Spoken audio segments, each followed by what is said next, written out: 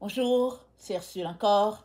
On est le 5 novembre 2025. Alors, je viens sonner la trompette aujourd'hui encore. Je viens proclamer le retour de notre Seigneur Jésus-Christ. Amen. Soyons tous bénis. Soyons remplis, n'est-ce pas, de la joie du Seigneur. Alors, posséder sans voir. Amen. Posséder les promesses de Jésus-Christ sans les avoir vues. Amen. Ça, c'est quoi ça? Ça, c'est la foi. Amen. Mais les enfants de Dieu ont des problèmes avec cela. Et il y a des difficultés, n'est-ce pas, autour de ce concept-là, qui est de posséder quelque chose alors qu'on ne l'a pas encore vu. Mais le Seigneur nous a enseigné, n'est-ce pas, à posséder notre chose, quand bien même nos yeux n'ont pas vu. Tout le livre de Hébreux 11 nous parle de ces héros-là, de tous ceux-là qui ont vécu avant nous, n'est-ce pas, qui n'ont pas vu la chose, mais ils l'ont pris pour acquis. Amen. Comme Abraham, qui a quitté Ur, et Dieu lui a dit, je te montrerai, j'ai la patrie pour toi, lève-toi, va, et puis je te dirai. Abraham a tourné tout le temps. Et puis après, un jour, Dieu lui a dit que bon, tu auras un enfant. Ils étaient stériles. Sarah n'avait pas d'enfant avec son mari. Et finalement, n'est-ce pas, elle a eu Isaac dans sa vieillesse. Et avant, n'est-ce pas, que Sarah puisse se retirer, n'est-ce pas, de la terre, Dieu a dit à Abraham, voilà, ta descendance, n'est-ce pas, sera esclave en Égypte pendant 400 ans. Et après, ils vont venir posséder cet endroit-ci. Quand les 400 ans vont passer, je vais, n'est-ce pas, chasser les gens qui vont habiter ici, là où tu es. Ta descendance va posséder ça. Et puis, pour résumer finalement le tout, la cité, n'est-ce pas, de Dieu, n'est-ce pas, finalement, c'est pas juste ceux-là qui ont le sang d'Abraham, mais c'est pour tous ceux-là qui vont marcher comme Abraham, ayant la foi d'Abraham, le type de foi d'Abraham. C'est ça le type de foi que Jésus-Christ nous a enseigné. Et nous sommes, n'est-ce pas, exhortés, en tant qu'enfants de Dieu, à marcher selon ce type de foi-là. Cette foi qui possède l'assurance de quelque chose, alors que tu n'as pas la chose entre les mains. Alors, 1 Jean 5, le verset 14 nous dit, nous avons auprès de lui cette assurance-là que, si nous demandons quelque chose selon sa volonté, il nous écoute. Et si nous savons qu'il nous écoute, quelque chose que nous demandions, nous savons que nous le possédons. Nous savons que nous possédons la chose que nous lui avons demandée. D'abord, nous avons cette assurance qu'il nous écoute. Est-ce que tu as l'assurance que Dieu t'écoute quand tu pries? Ou bien est-ce que tu pries d'une oreille et l'autre oreille à la télévision? Est-ce que tu pries d'une oreille, mais au fait tu pries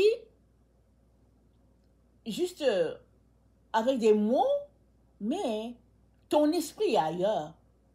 Où es-tu quand tu pries? Parce que c'est dit que nous avons cette assurance-là que si nous demandons quelque chose selon sa volonté, il nous écoute. Donc, l'assurance vient du fait que nous demandons quelque chose selon la volonté de Dieu. Maintenant, comment peux-tu demander selon la volonté de Dieu si cette volonté, tu ne la connais pas? Premier point, comment pourrais-tu connaître la volonté de Dieu si tout ton être est tourné vers les choses de la terre et non les choses d'en haut? Parce que Colossiens 3 nous dit, affectionnez-vous les choses qui sont en haut et non de celles qui sont sur la terre. Là où Christ, n'est-ce pas, votre Seigneur, n'est-ce pas, est assis. N'est-ce pas? Là où il est assis, là, nous sommes aussi là. Et tournons les yeux vers les choses qui sont en haut et non celles qui sont sur la terre. Les choses qui sont sur la terre sont temporelles, n'est-ce pas? Ce sont les choses qu'on voit avec nos yeux. Et les choses qui sont en haut, elles sont éternelles. Et Dieu nous invite à déplacer nos centres d'intérêt, n'est-ce pas, pour les tourner vers ce qui est éternel. Et si c'est comme ça que nous fonctionnons, alors nous sommes en train d'accomplir la volonté de Dieu. Parce que c'est lui qui va nous communiquer ces choses-là que nous avons besoin pour continuer notre marche avec lui. Parce que c'est lui qui nous a appelés. Amen. Et il nous a appelés, et il nous a aussi établis. Et parce qu'il nous a établis, n'est-ce pas, il sait ce que nous sommes appelés à faire pour que le tout se tienne ensemble, tout le puzzle se tienne, n'est-ce pas, comme un seul. Parce que c'est Dieu le créateur de toutes choses. Et qu'est-ce qu'il a dit? Il a dit, il fera des nouveaux cieux et des nouvelles terres. Mais avec qui? Avec toi et moi. Amen. Il fait quelque chose de nouveau.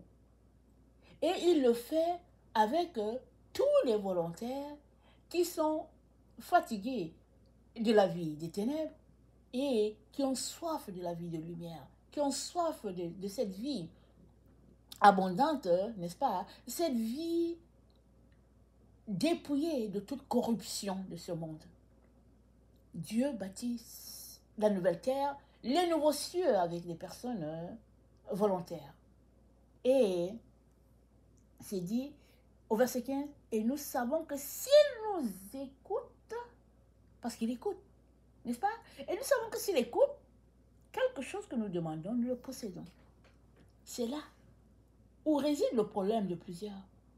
Ils viennent demander quelque chose à Dieu, et puis ils demandent encore, et puis ils demandent encore, ils passent leur vie à demander la même chose qu'ils ont demandé. Ça fait 1 an, ils sont toujours en train de demander la même chose. Alors que c'est dit que nous savons que si nous demandons quelque chose, nous le possédons. Alors, ça voudra dire quoi? Ça voudra dire que quand on demande quelque chose, et qu'on sait qu'on a la volonté de Dieu, à un moment donné, on doit commencer à lui dire merci. Merci parce que c'est dit que nous savons que nous possédons la chose. Alors, si tu possèdes la chose, tu ne continues pas encore de demander comme si tu ne la possédais pas. Tu la possèdes. Tu la possèdes. Et puis, tu la possèdes en espérance, c'est là, n'est-ce pas?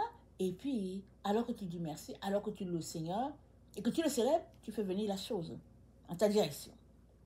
Amen. Alors, c'est dit, Jésus a dit, je m'en vais vous préparer une place. Je m'en vais vous préparer une place.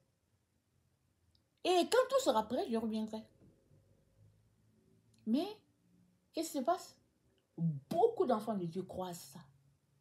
Ils croient que c'est vrai. Ils mettent leur espérance sur ça parce que Jésus allait nous préparer une place.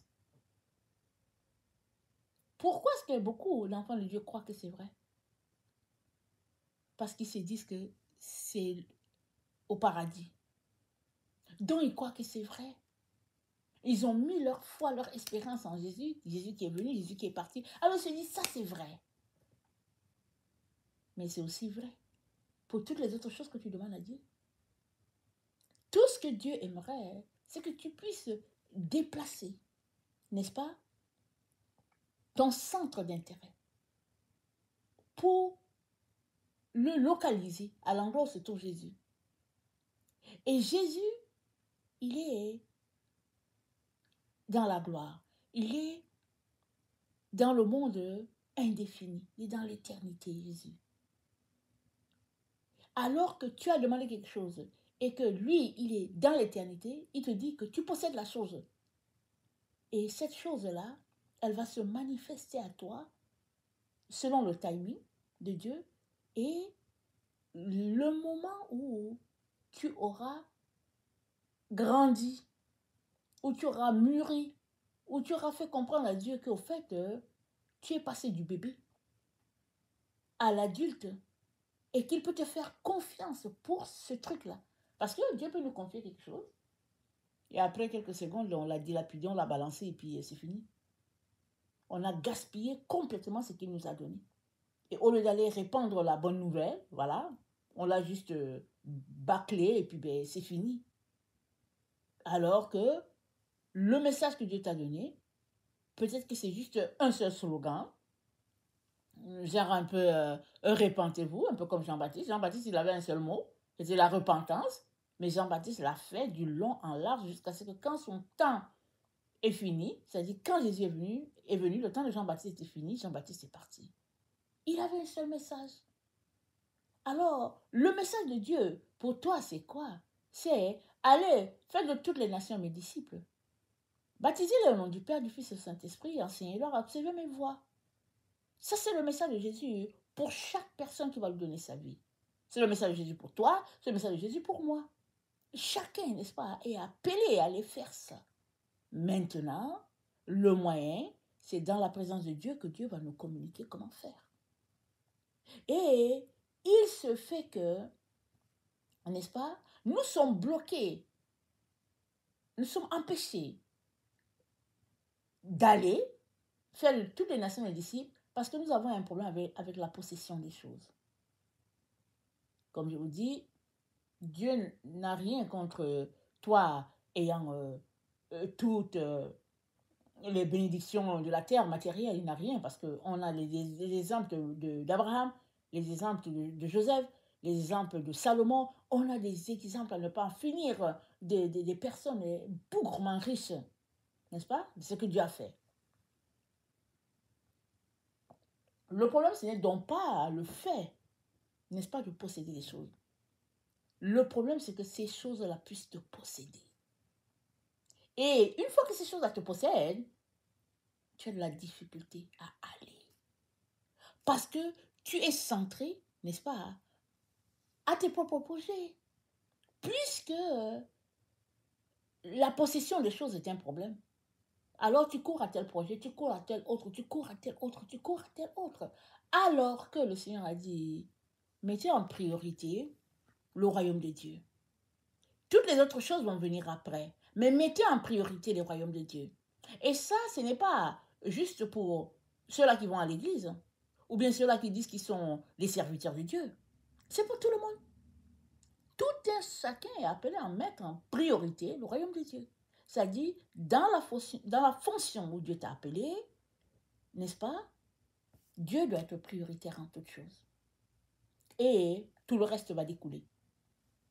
Alors, 1 Jean 5, le verset 14 que nous avons lu tout à l'heure, nous dit que si nous demandons, nous avons d'abord l'assurance que Dieu nous écoute, et si nous savons qu'il nous écoute, nous savons que nous possédons ce que nous lui avons demandé, et maintenant, l'apôtre s'arrête là,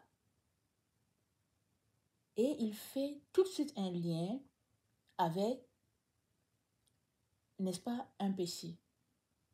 Si quelqu'un voit son frère commettre un péché qui ne mène point à la mort, qu'il prie et que Dieu donnera la vie à ce frère. Il la donnera à ceux qui commettent un péché qui ne mène pas à la mort. Il y a des péchés qui ne mènent pas à la mort et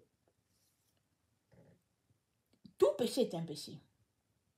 Mais il parle, n'est-ce pas, du fait que le péché peut nuire au fait que tu as logé ta demande devant Dieu. Tu as logé ta demande. Et maintenant, voilà, tu as un problème avec un frère. Ou bien voilà une situation, n'est-ce pas, qui s'est passée avec un frère, d'une manière ou d'une autre. Et ça peut être une tâche dans ton processus d'attente. Il te demande de pardonner, de prier, de laisser, n'est-ce pas, couler la bénédiction sur le frère, la sœur, peu importe la situation, mais de ne pas se limiter ou bien se bloquer ou bien se laisser voler la bénédiction à cause d'un problème de manque d'amour. Amen. Parce que le péché mine la vie, n'est-ce pas, des humains. Le péché nous sépare de Dieu.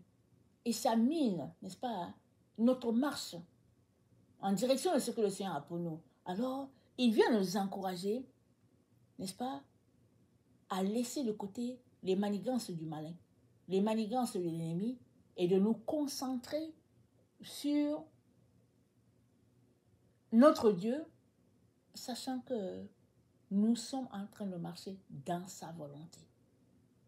Et s'il y a ce problème-là, n'est-ce pas, de péché qui vient souvent entacher nos demandes, il y a aussi cet autre problème qui est le problème du contentement. On l'a déjà mentionné plus d'une fois.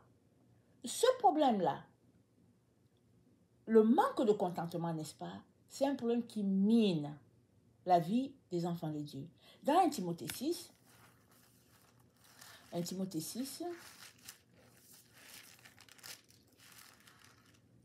nous lisons ceci. Excusez-moi. 1 Timothée 6 au verset 6. C'est en effet une grande source de gain que la piété avec le contentement. Car nous n'avons rien apporté dans le monde, il est évident que nous n'en pouvons rien emporter. Alors, le contentement, n'est-ce pas, c'est le fait de rendre grâce à Dieu pour ce qu'il y a là à ta disposition. Contente-toi, c'est tout. Célèbre-le, dis-lui merci pour ce qui est là. Au lieu de respecter, au lieu de bouder, au lieu de te plaindre du fait que tu n'as pas le filet mignon, rends-lui grâce du fait que tu as le riz et puis tu peux manger le riz. C'est tout. Tu peux manger le riz avec ton sel et puis un peu d'huile avec des oignons et puis c'est fini. Et s'il n'y a rien de tout ça, rends-lui grâce de ce que tu peux manger du pain sec. Parce que dans les temps où nous sommes, voilà l'esprit à avoir. Parce qu'il s'agit, n'est-ce pas, de pouvoir gagner notre monde au bien. Il ne s'agit pas de se battre pour posséder tous ces biens matériels-là. Non, non, non.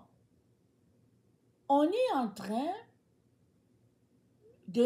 d'avancer, n'est-ce pas, dans notre marche avec le Seigneur pour que le bien puisse gagner nos cœurs.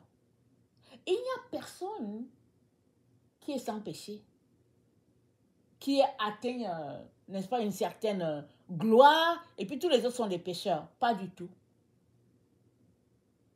La Bible dit, tous ont péché et sont privés de la gloire de Dieu. Tout le monde a péché. La seule personne qui n'a pas péché, c'est Jésus. Alors, il est venu nous délivrer du mal. Il nous a délivrés, ça fait 2000 ans de cela. Et puis, ça fait 2000 ans, n'est-ce pas, que le Seigneur Jésus-Christ bâtit dans la vie de chacun, afin que, n'est-ce pas, chaque personne puisse quitter la voie du mal, embrasser la voie du bien. Et on est dans cette génération de la fin des temps où le mal est tellement intense, mais la Bible dit quoi? Là où le péché a abondé, la grâce de Dieu a surabondé. Alléluia. La grâce de Dieu surabonde dans le monde entier pour que tout le monde puisse quitter la voie du mal et embrasser la voie du bien. Que tu sois le plus grand de tous les pécheurs, le plus grand de tous les meurtriers, n'est-ce pas? Et puis que tu es classé meurtrier nombre je ne sais pas combien, ça c'est pas grave. Ce n'est pas la quantité des crimes qui sont totalisés devant Dieu. Ce qui est totalisé devant Dieu, c'est que il y a péché et puis il y a une vie sans péché. La vie sans péché, elle nous est donnée par Jésus. Parce que c'est lui qui a gagné la vie sans péché et puis il nous l'a donnée en héritage. On a hérité de ça. On n'a pas fait, on n'a rien fait pour l'avoir. On ne peut pas l'avoir. L'évidence était là qu'on ne peut pas l'avoir. Jésus-Christ est mort pour nous. Si bien que ça ne sert à rien de courir après, n'est-ce pas, des biens, après une situation, et puis il laissait son âme. La Bible dit quoi? Que gagnerait-il, que gagnerait cet homme-là qui aurait, n'est-ce pas, eu tout le monde entier, c'est-à-dire que toute la richesse du monde, que gagnerais-tu si ton âme, tu la perdais? C'est-à-dire, l'accent est mis sur la vie de ton âme. Parce que notre âme, on pourrait la perdre au mal. Et Dieu ne veut pas ça. Alors il nous invite tous, n'est-ce pas, à travailler ensemble pour que nos âmes puissent être sauvées. Alors, ce n'est pas une vie d'égoïsme. Hein. Ce n'est pas une vie d'égoïsme où tu pries pour toi et puis tu pries pour tes enfants et puis bon, alléluia, la vie est belle et puis on croise les mains. Bon, moi j'ai sécurisé ma vie et j'ai sécurisé celle de mes enfants. Non, non. C'est une vie où on prie les uns pour les autres. Plus tu vois que ton voisin est dans le mal, plus tu dois prier pour lui. Pour qu'il sorte de là. Parce que c'est ensemble, n'est-ce pas, hein, que l'humanité va triompher en disant on ne veut plus du mal. On veut un monde sans mal. On veut un monde pur, n'est-ce pas? Comme, n'est-ce pas, certains leaders sont levés, ils ont dit, bon, la terre est trop polluée, et puis bon, il faudrait, n'est-ce pas, un espace sans pollution. Ok, ils ont fait ce qu'ils peuvent. Alors, qu'est-ce qu'il y a de vrai dedans, qu'est-ce qu'il y a de faux? C'est pas dans ça qu'il faut entrer, c'est dans le principe que tout le monde, n'est-ce pas, essaie de se rassembler pour faire quelque chose de commun, pour le bien de tous.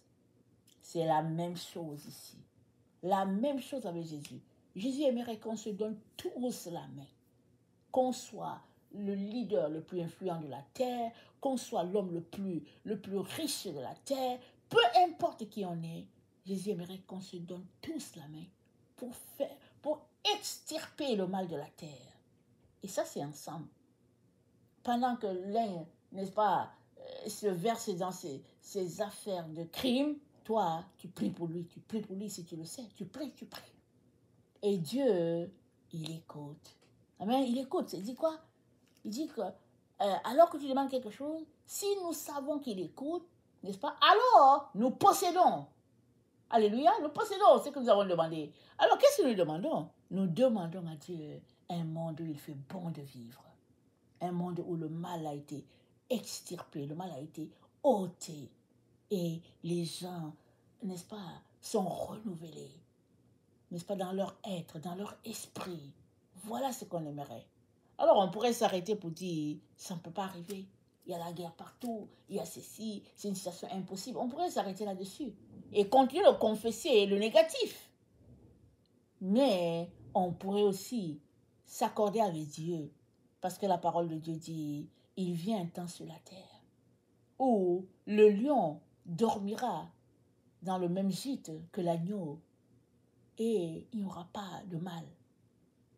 Il vient un temps où, n'est-ce pas, l'enfant mettra sa main dans la bouche ou bien dans l'antre de la vipère et il n'y aura pas à craindre.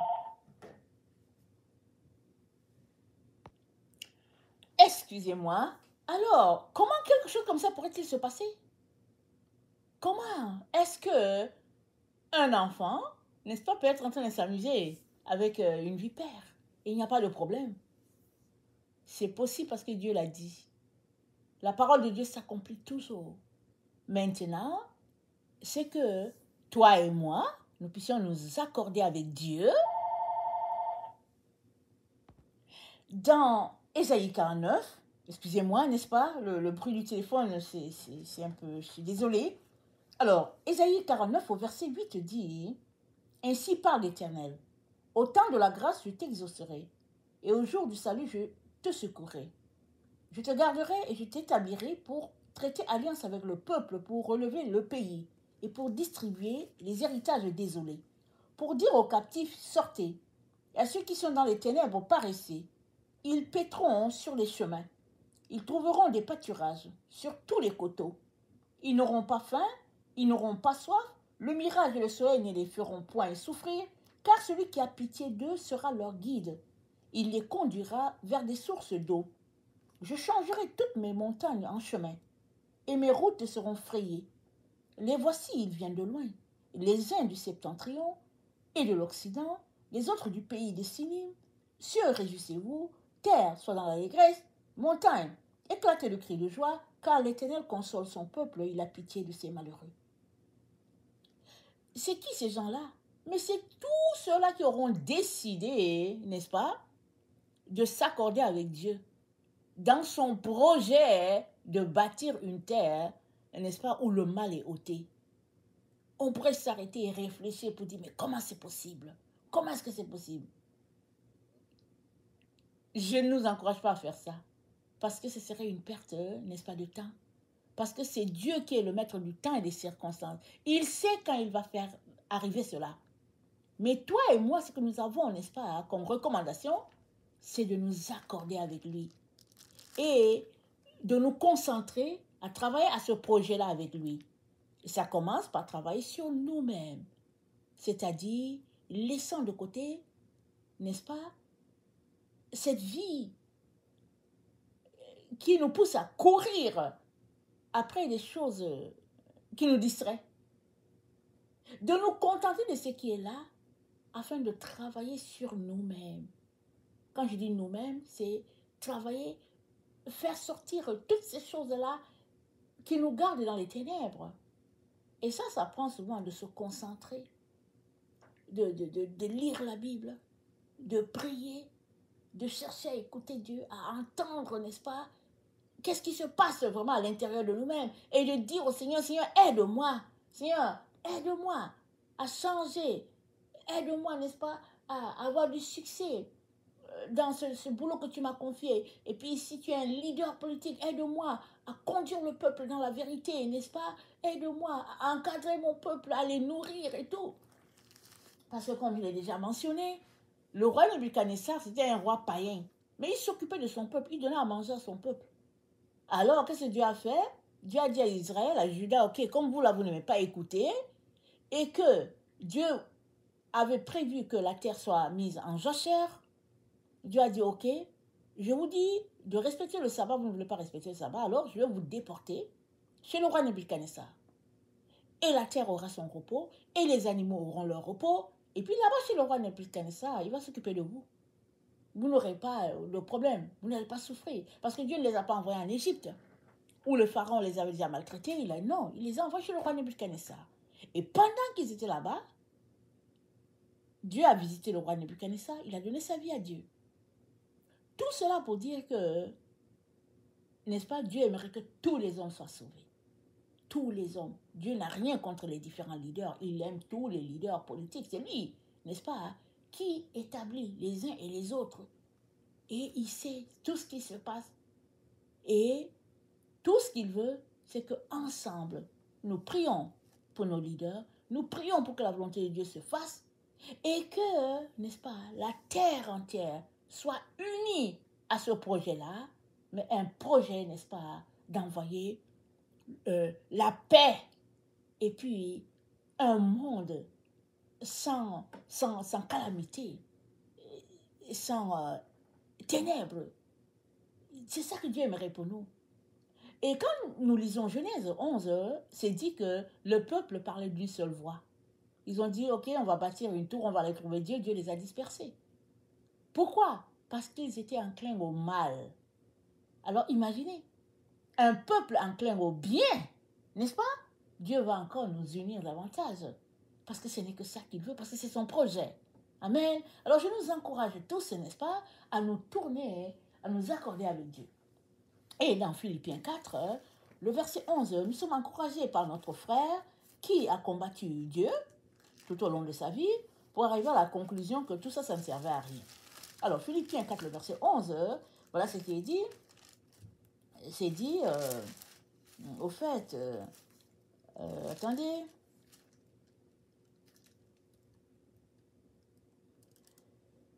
Ce n'est pas en vue de mes besoins que je dis cela, car j'ai appris à être content à l'état où je me trouve.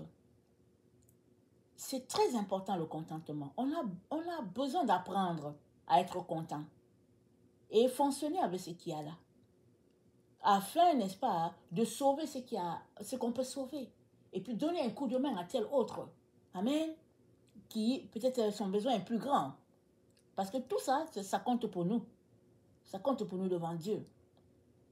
Philippiens 3, le verset 7, ça dit, mais ces choses-là, qui étaient pour moi un gain, je les regarde comme de la perte à cause de Christ. Et même, je regarde toutes choses comme une perte à cause de l'excellence de la connaissance de Jésus-Christ, mon Seigneur, pour lequel j'ai renoncé à tout et je les regarde comme de la boue afin de gagner Christ. Paul a appris à regarder tout comme de la boue. Parce que quand il s'est rendu compte de l'état où il était et ce qu'il faisait, il s'est dit non, non, non. Et ça, c'est une attitude de contentement. Parce que tout est à nous. Tout. On est co-héritier avec Jésus. Tout est à nous. Ce qu'on doit apprendre, c'est apprendre à être patient. Souvent, on se dit, je vais posséder ça tout de suite, tout de suite. Non, non. Apprenons à être patient. Le moment venu, Dieu va nous donner ce qu'il faudrait. Mais en attendant, n'est-ce pas, pratiquons le contentement. Prions les uns pour les autres. Et puis, demandons à Dieu de nous aider, n'est-ce pas, à regarder en nous-mêmes afin de laisser aller toutes ces choses-là qui nous distraient. Que le Seigneur bénisse sa parole et que sa joie, n'est-ce pas, soit notre force en ce jour. Amen. Soyons tous bénis. Amen. Je suis encore désolée pour les différents bruits du téléphone. Bon, que le Seigneur, n'est-ce pas, intervienne. Amen. Alléluia. Amen.